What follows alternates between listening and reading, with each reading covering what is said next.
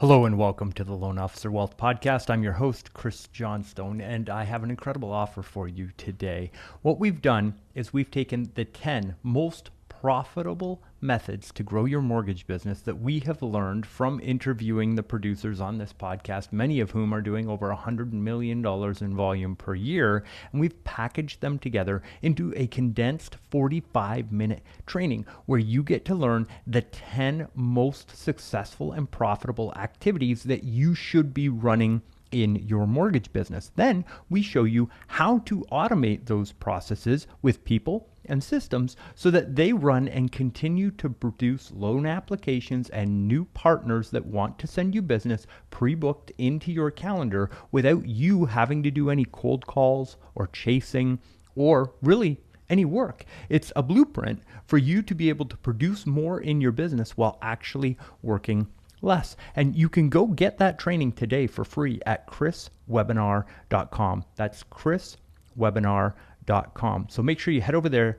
today, grab that training for free, and make sure that you watch it, because the sooner you get started on implementing these strategies, the sooner you can see results and continue to grow your mortgage business. Thank you again for being here with us for this episode, and enjoy another one on the Loan Officer Wealth Podcast. Hello and welcome to another episode of the Loan Officer Wealth Podcast. We are here with Dustan Woodhouse. Dustin is the president of Mortgage Architects and also the author of the Be the Better Broker series, which is an absolutely incredible book series. If you haven't gone on Amazon, go check it out. It is absolutely amazing. Dustin, thank you for being on the show. Hey, I appreciate the opportunity, Chris. Thank you. Excellent. Well, I'm very much looking forward to our conversation today. And so let's just dive right into it, if it's okay. Before we went live, we were discussing the upcoming event that you have coming up early next year. Yeah, we're just getting ready to push the agenda out there on the landing page in the next few weeks. Should go live October 1st, technically, is what we're shooting for registration. And then, January of 2023 will be the second annual Broker's Journey event, or Be the Better Broker workshop. So as I said to you, I wear the president's hat of Mortgage Architects for 362 or 3 days of the year, but 2 or 3 days of the year I get to take it off and just talk to brokers as a broker, and arguably a former broker at this point. I love being in the weeds. I love interacting with our brokers on a daily basis, and I'm just constantly gathering little tidbits. And I like talking about, somebody the other day actually just called me a mortgage broker, and I said, no, I'm really not a mortgage broker anymore. It was like a civilian conversation. And I said, no, I'm really not a mortgage broker anymore. I'm somebody who runs a brokerage, but I said, what I really am, if I'm anything, is somebody who just wants to see people around them push a little harder, do a little better at whatever we're doing. So you probably don't want to come on a ride with me. There's a lot of things that you probably wouldn't find fun the way I find fun. Yeah. Because it's really like, how high can we climb? How far can we go? How fast can we go? Right? Like, was that a speed wobble? That was a speed wobble. I had one of those the other day. But, man, that is fantastic. And for those of you that aren't yet following Dustin on Facebook, there's some really good dirt bike adventures that he gets into every so often. So one of the things that you said earlier that struck me about the event and what you're putting together is how you're coming and structuring it where, like, day one is going to be for people that are newer to the industry, and it's like the fundamentals of growth in the business and all of that. And then, the subsequent days are more for people that are more seasoned, maybe like sharpening the toolkit.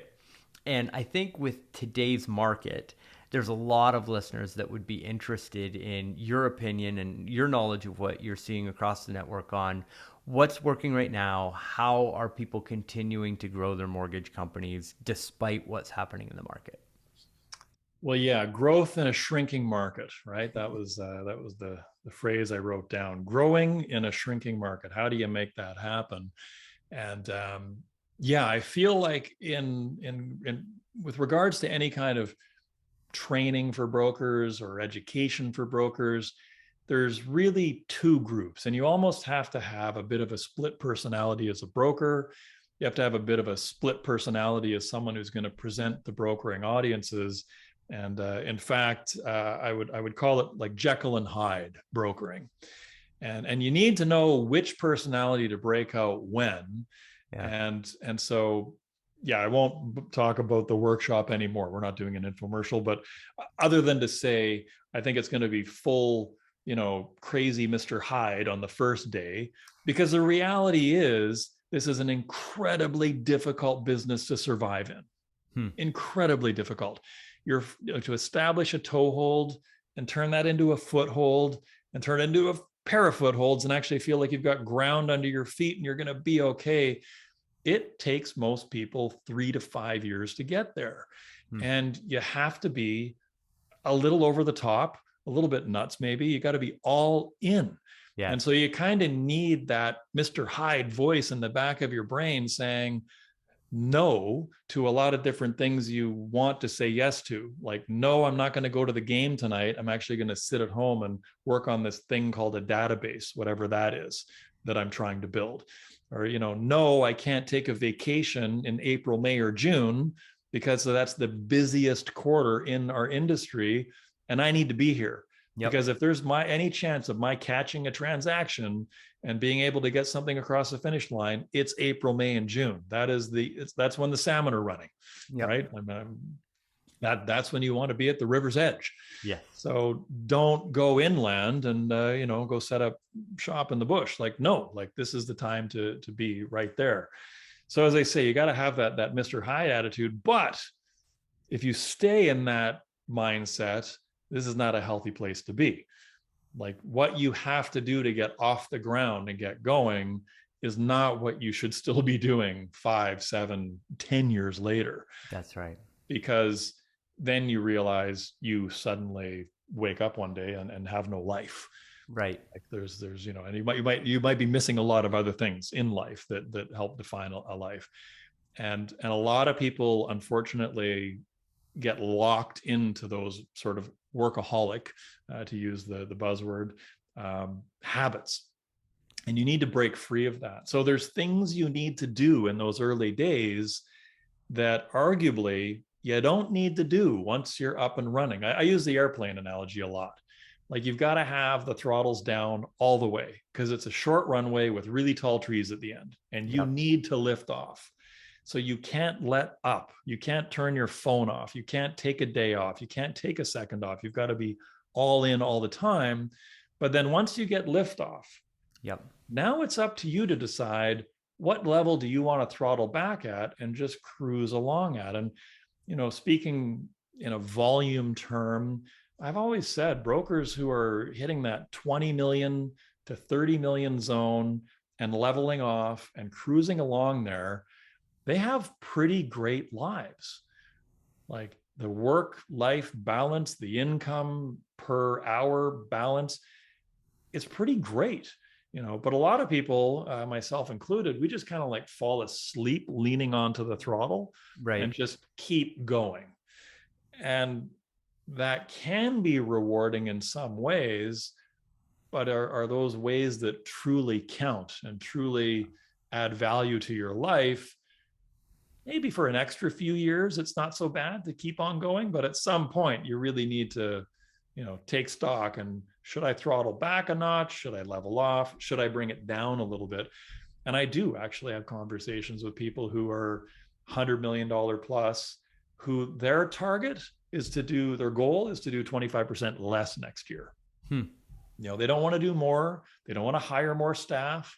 They actually want to streamline, simplify, and do less.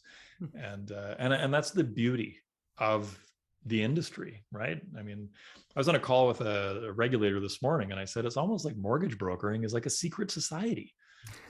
We don't have a college course. You can't get a college degree, a university degree in brokering. We're not on campus for career days. Like, we keep ourselves a secret to too great of an extent.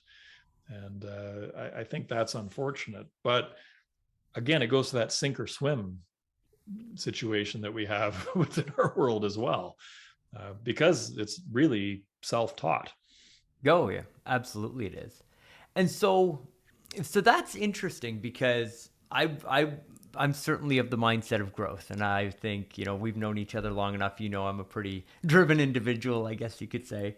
Um, so when you get that person that's having that conversation, I always look at, okay, look, we've got this thing off the ground, we've got flight, and how do we take systems, people, processes, and start to eliminate a lot of those tasks? And I see, the first thing that normally happens is like underwriting and admin support for chasing files, chasing borrowers, chasing all of that, because you can replace your time with somebody who's 15, 20, $30 an hour, and you can go take more applications, meet with more realtors, meet with more financial planners, or like go sit on the boat. There's those two options of what you do with the time and freeing up the time. So when you look at those activities and where that pivot happens, like that person who's been in the business for 3 years, their database starts to kick in, they start getting those referrals. What are you seeing as like the main activities that drive those successful ones that actually get the plane off the ground? What are the activities that they're doing that make that happen? Well, I think it's very difficult to ever really back away from being the face and the voice of the Hmm. transaction. You see it in real estate world all the time. You'll see a top producing realtor build a team, Mm-hmm. and what they're really doing is building a fence around themselves, and they make themselves somewhat unobtainable, unreachable. Oh, this is my listing team member. This is my new buyer team member, and their original database kind of fades away because, well, Chris, you were my guy, and now you want to hand me off to Susan or Raheem or Bobby or whoever, and you were my guy, and if you're not going to be my guy, well, you know what, I got two other friends I've known a long time, they're in the game now, and I got to give my business to them. I can't give it to a stranger. And so there's stranger danger, I guess you could call it. Having your clients, in particular the ones you've worked with in the past, starting to interact with a stranger to them, even though it's not a stranger to you, that's a very dicey area to go in. So to your point, the admin type work, the underwriting type work, that's absolutely where the majority of people bring in that help. And like I say, I think it really boils down to being clear on what your goals are. And, to use Simon Sinek's, famous saying, right? Start with why.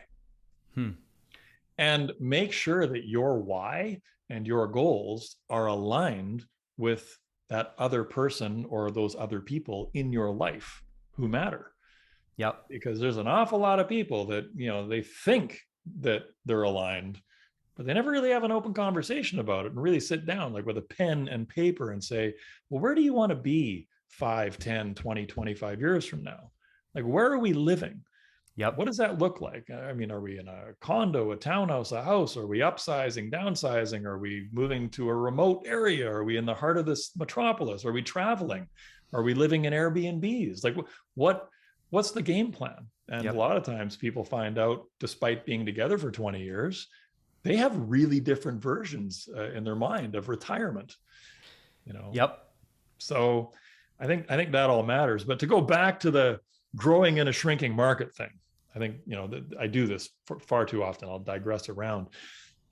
I think that in some cases, the Dr. Jekylls, the scientists with the systems and the process and everything really dialed in, who have things under control, they need to bring a little bit of Mr. Hyde back in there. They need to double down a little bit. And really, in a word, database, database, database. Hmm. And I've said all the way since really the beginning of the pandemic is where I really started pushing this with people. Pick up the phone, dial, dial, dial. And if you get voicemail, at the very least, leave a message. Make sure your name is in that message 3 times. Script out your message that you're going to leave. Don't just fly along randomly by the seat of your pants. Get your name in there at least 3 times. Get the word mortgage in there once or twice. But really make it the same 2 questions you would have asked them if you got a hold of them live. So, hey, Chris, sorry I couldn't reach you. It's Dustin, your mortgage broker from the past. I just wanted to reach out and check in and see how you're doing, if there's anything I can do to help you at all. Again, it's Dustin, your mortgage broker. You can reach me at 604-351-1253. Give me a call. Hope to connect with you. And believe it or not, there are brokers who have reported back, I got referrals from people I left a voicemail with I never even had a conversation with, but then I suddenly got 2 referrals from them from a voicemail. Yep. It's that easy, but I think the single heaviest thing on most people's desks, heavier than the desk itself, is the telephone. Yes. Oh, absolutely it is. And I'll add just one thing. As communication changes and as we progress as a society, the text messaging that follows up that phone call. If you call your database and you don't get a hold of people, shoot them a quick text. Hey, it's me. I'm checking in. The world's crazy right now. If you need, if you need a financial analysis, if you need help with anything, or you know anybody looking to buy or sell or refinance, I'm here for you. And then another thing that we're doing is social media. So I know that this might be above and beyond.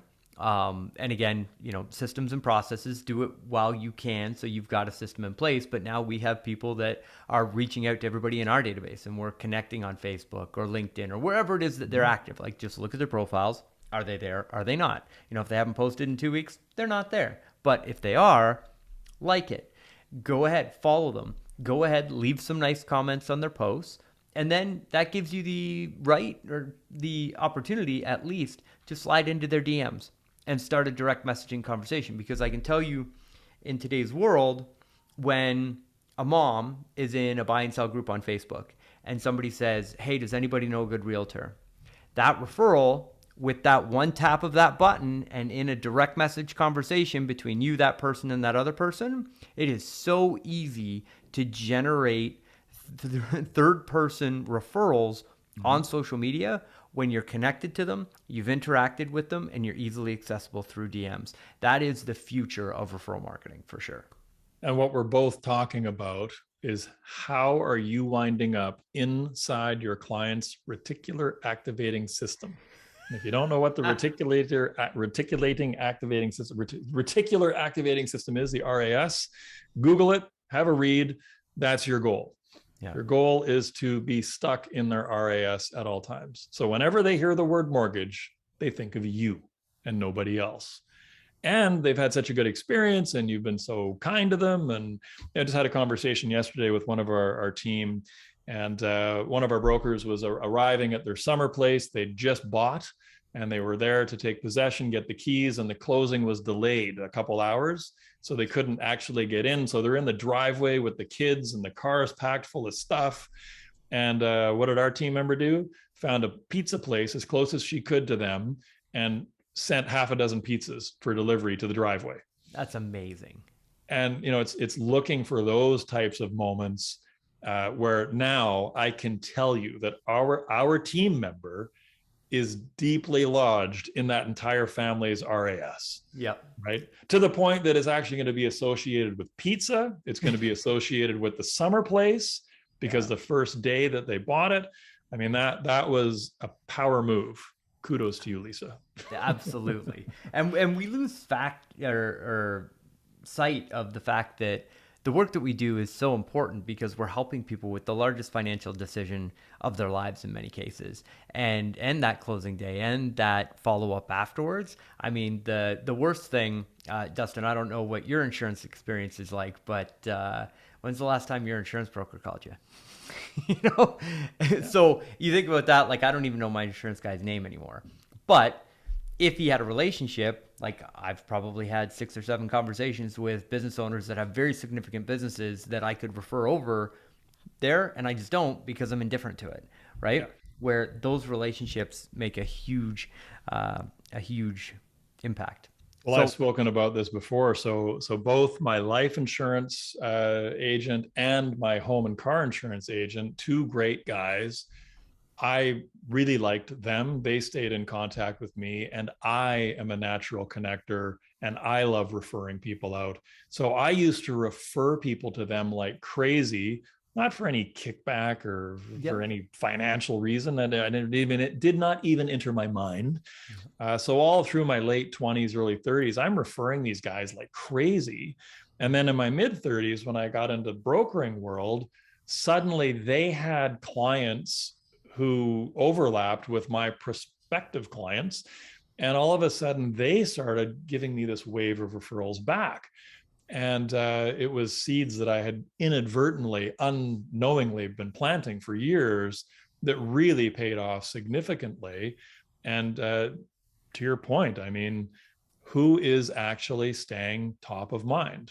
Yeah. Who's actually staying in touch with you? And how are you doing that with others? Because accountants, financial planners, insurance agents, these are great referral partners because they are interacting with people who own one or more pieces of real estate and almost certainly have them financed to some degree.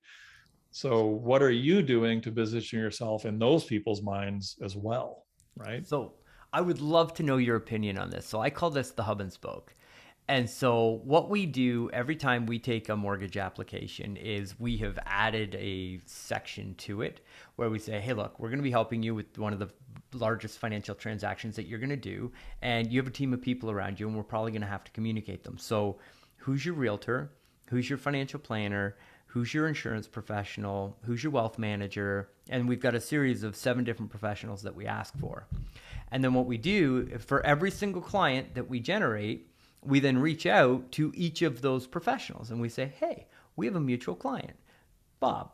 And Bob said some incredible things about you. And we're constantly looking to expand our network of local professionals that are reputable, that we can have a relationship with. Are you open to just a 15, 20-minute call to just get to know each other and see if we're a good fit? It's super simple. Yep. Do that for a year. Oh, Sorry. yeah. You can connect with 25, 30% of the professionals in your local marketplace and open up those relationships and go to it from a servitude standpoint. So the statistics are when somebody buys a house, typically within the next 2 years, they'll make 2 more major financial life decisions. So they'll buy a car, they'll buy a cottage, they'll buy a boat, they'll make some type of, or, they'll move again, right? So that triggering of that home should create an analysis and a potential opportunity for a wealth manager, an insurance advisor, all of those people. So you calling out and being like, hey, I'm doing this transaction. Now's your time to check in with this client because, they're upsizing because they're going to have another kid. Well, that's an insurance conversation. It's certainly a will conversation. It's certainly a wealth management conversation to have. So taking the client that you already have and opening up the fact that they've got an opportunity to reconnect with that client and get that business because none of them are following up with their database, all of a sudden you've unearthed this opportunity and now you've got that hub and spoke. So every time you get a referral from an insurance professional, you've got a referral for a wealth manager, you've got a referral for a realtor, so being the hub in the center and just taking referrals from all the different spokes, I think the mortgage community misses out on that opportunity a fair amount. Yeah. Well, I mean, one of the things we try and do along those lines, very, very similar approach, is in particular when it's a self-employed individual, Oh, yeah. because the paperwork can be a lot more extreme, although the paperwork load is getting extreme for everybody. Ask for the introduction to the accountant and ask for permission for the accountant to forward things directly to you so you can alleviate the paperwork pressure of your client somewhat by getting a whole chunk of it direct from the accountant. And of course, that is the opportunity to impress the accountant with how organized you are, how professional you are, everything else. And depending on the size of community you're in, invariably that accountant will have another client in their database that you've worked with or are currently working with. Tends to happen. You get these overlapping moments. And that's again where you sort of firm up the relationship and it starts to build and build and build because now that accountant hears your name from another client of theirs. That's But right. when they hear it, it actually sticks because they had a conversation with you. Yeah. And you don't want to be working with 3 different clients who all share the same accountant and you've never had a conversation with the accountant because the accountant is a center of influence. That's right. And any of those people you list off are centers of influence. And the other thing is you're looking for the spokes that have a blank at the end of them. Yeah. right? There's the majority of Canadians, 2 out of 3, do not have a will, because that would be acknowledging the inevitable, right? And that is really the number one reason people don't prepare a will is, well, it's twofold. I mean, they're close first and seconds. It's acknowledgement of what that might mean. Yeah. The fact that I'm going to die? No, not me. And then the level of complexity involved in it's decision making. And most of us are decision fatigued. By the end of a day, we're just exhausted and I'm all done making decisions. Where do you want to go for dinner? I don't care. What about you? I don't care. Well, you choose. I don't want to choose. I've been choosing all day. I'm chosen out. Well, me too. And that's really, I think, the root of a lot of friction in people's lives at the end of a day. We make so many decisions through the course of a day.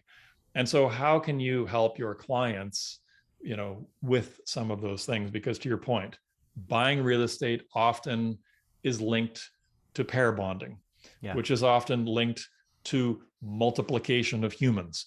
So there's all those different things happening, and you need a bigger team, right? Like as you build your own bigger home team, you need a bigger team of professionals around you helping you with all the things. And sadly, the overwhelming majority of people wait until it's too late and then go looking for the Band-Aid when there was really a much better way. Yeah, I couldn't agree. So to all our listeners out there, head out to a local restaurant with your spouse and decide who's going to take the kids, okay? These are important decisions. Get your wills in order. Come on now. Call the shots.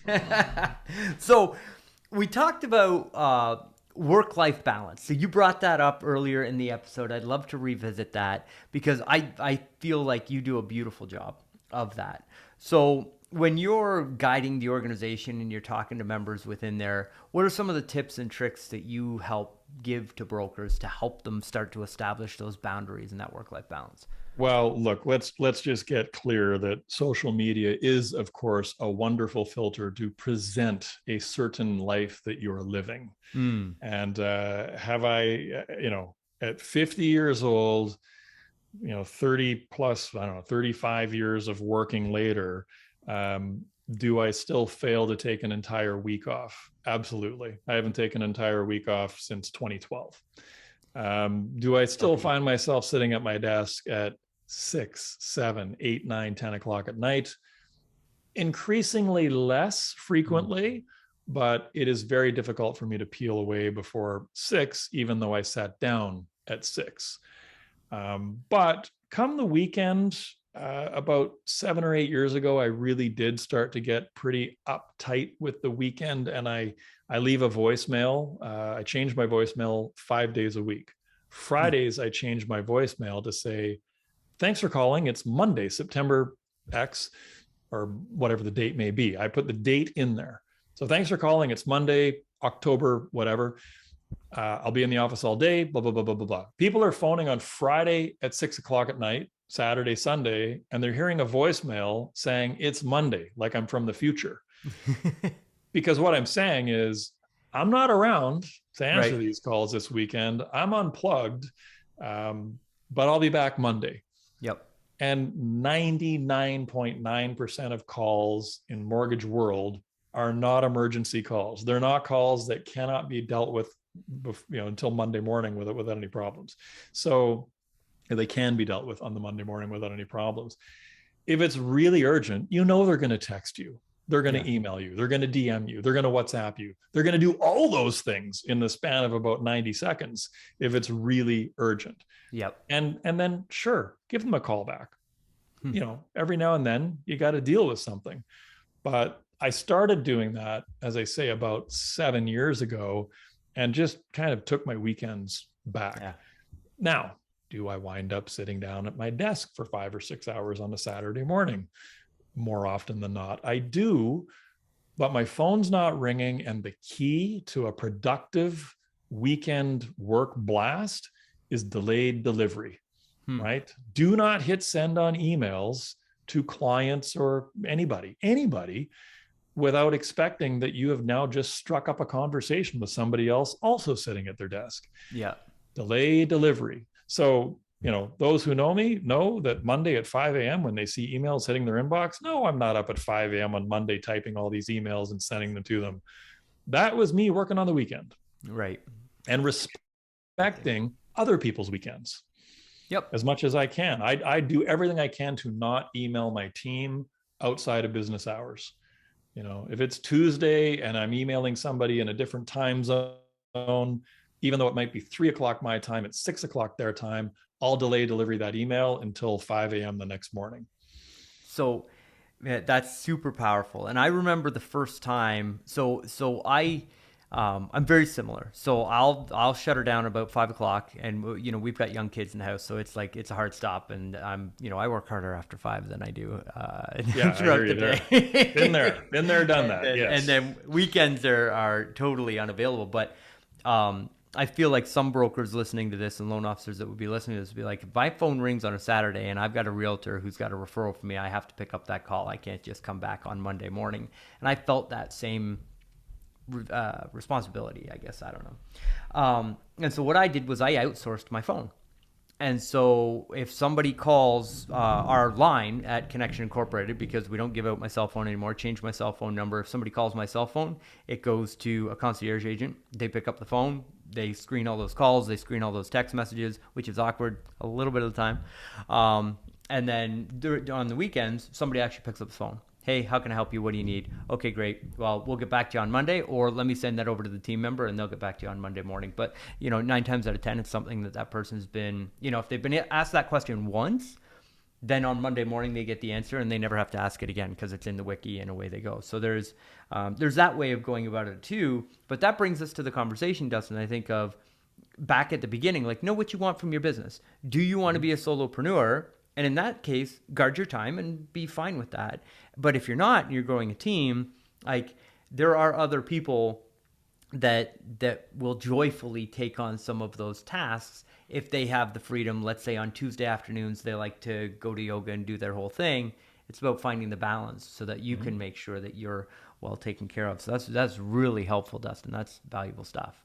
Yeah. And when you talk about growing your team, even as a solo operator, you can grow your referral team, the partners that you're working with, in a way that they all understand. Mm-hmm. You're there 10 hours a day, busting your butt Monday to Friday. And you're around if it's an urgent situation, you need to be reached. Yes, you can be reached. But, your realtor partners know that you can't really do a whole lot for a client on a weekend. It's fine to tackle it on Monday morning. Yep. And frankly, if they're out with a client, there's a mutual client writing an offer, if those clients really need to talk to you, you maybe haven't done the job perfectly. Like look first at, why is my phone ringing after hours? And if it's people writing an offer wanting to know if they can go another $10,000 or $50,000 or $100,000 higher, how did you not set the parameters clearly enough? Now, there's always going to be people that are going to ask for a little more. But as I say, I always like to circle back to, how could I do this differently? Yeah. When something happens that I don't want to have happen, how is it my fault that this is happening? Is there a behavior that I've got here that I should alter? And I think it's like you say, about finding that balance. Absolutely. Man, we have got so many topics that we haven't even touched on yet, but I want to be respectful of your time. And I always look for 3 big takeaways from every episode, and you have certainly exceeded that. So now, Dustin, if people want to get to know the books, or they'd like to reach out to you and learn more, how do people find out about you? Where do they go to find you online? I think, type my name into Google and you'll track all the things I'm doing down. But at the same time, my email address is out there. It's very easy to track down. Send me an email. I've got a little list of things I'm up to, and I'm happy to send out the little list of all the different links to all the different things that are happening. And there's a blog that I write every week on a brokering type topic. There's the Tuesday podcast that I do live with a broker typically, or somebody in the industry, much like this type of conversation. There's lots of different things going on, but Google me, track me down, reach out to me directly. I'm a little slower on LinkedIn messages because I get just too many. Yes. And I make it sort of a task on Fridays. I'll go in and just clean up all the LinkedIn messages. But email is the number one way to reach me. Clearly from this conversation, don't phone me on a Saturday afternoon. Yeah, email is great. And look, as many takeaways as we had, I had another one written down here as we were chatting that came up. And I wanted to say, the number one way to beat inflation is to out earn it. And we're lucky enough to be in a profession where we personally do have a great deal of control over our income. It may not feel like it in the early days, but you really do hit a point where you can dial it up, dial it down, and turn on a little bit of Mr. Hyde to really juice things up again if you need to. But make sure you keep Dr. Jekyll front and center, and you've actually got things worked out. But I always say the number one way to beat inflation is to be better yourself. And a key part of that is keeping the right headspace. And I always like to, say, obviously jokingly, it turns out your brain is attached to your body. So whatever you're feeding your body is also affecting your brain. I mean, shut down the media, but also shut down the fast food drive-through. Yes. Right? Like the fuel that you're fueling your body with, that is fueling your brain. It is impacting your performance. And if you get out there and move your body and get that little bit more limber, that little bit more fit, you're also going to wind up that little bit more mentally limber and mentally fit and mentally flexible. And that, I think, is crucial for the times we are going through. And as I say that, I think we're always going through some kind of times. Oh, yes, absolutely. So there's just no excuse, right? And I'm going to go put a 30-pound pack on here right now, and I'm going to go hike out the door.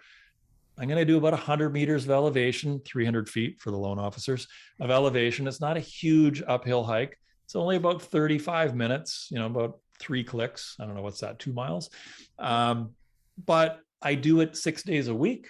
And I usually call mom or somebody like that, somebody I can talk to while I'm huffing and puffing. and I just go move. And I know that the first 100 meters and putting the shoes and pulling this silly 30-pound vest on suck. And I don't like it. And my brain is saying, eat ice cream. But I don't buy ice cream anymore. And therefore, I can't eat any ice cream. So instead, I know that at a certain house up the block, I start to feel really good about being out there hiking. Mm-hmm. So it's not about the in-between part. It's about getting to that house on the block, up the block. If I get to that house up the block from there, it's all butter. Like it's just smooth, effortless. Absolutely. So that's the last thing I would read. And I think that's the most important takeaway of all, right? If you don't take care of yourself, where are you going to live? Yeah. Oh man, that's super powerful. That is amazing. Dustin, thank you so much for sharing with us. Thank you so much for being on the show. And we'll have all the details on the show notes. And I would love to have you back so we can continue the conversation. Well, and I got to get you now as a guest. We got to do some reciprocity. So I appreciate the opportunity, Chris. I really do. And I still remember watching you on stage 8 years ago, I think it was. And thinking, wow, I'd be neat to get up on stage and talk to people. That looks like a lot of fun. And so kind of amazing to actually be here having this conversation with you 8 years later. So very cool. I appreciate this. Thank you. Man, life is good. And for all our listeners, thanks for listening. Don't forget, hit us up with a 5-star review. Go check out Dustin, and I'll see you in the next episode. Hey, it's Chris. Thank you so much for listening, and I hope that you enjoyed our guest today on the podcast. This is a reminder that we have just finished taking the greatest lessons from all of our guests and packaging them together into a brief online video presentation that's going to teach you the 10 most profitable ways to grow your mortgage business. And then we show you how to automate those processes in your business with people and systems so that you get the results without you having to do the work every day. This is quite literally a blueprint so that you walk into your mortgage business every day with pre-booked appointments with borrowers that want to meet with you and referral partners that want to send you business so that you are spending your time inside your mortgage business on the highest dollar per hour activities and you truly become the executive of your business, a true business owner, rather than just somebody who's going to a job every day and making a wage on the way through. This is an absolutely incredibly powerful training for you, and I cannot wait for you to experience it. So head on over to chriswebinar.com. That's chriswebinar.com to get that free training today. Now, if you could do me another favor, if you enjoyed this episode, please head on over to iTunes, search the Loan Officer Wealth Podcast, and give us a 5-star rating and review, really on any podcast platform that you're watching this on. That just 30 seconds of your time goes to help another loan officer in the industry discover this information and really help put their life and their business on track for more success. We are all in this together, and there is more than enough for all of us in the industry. So I would love if you left us that 5-star rating and review. Don't forget to stay tuned for our next episode, and I'll see you then.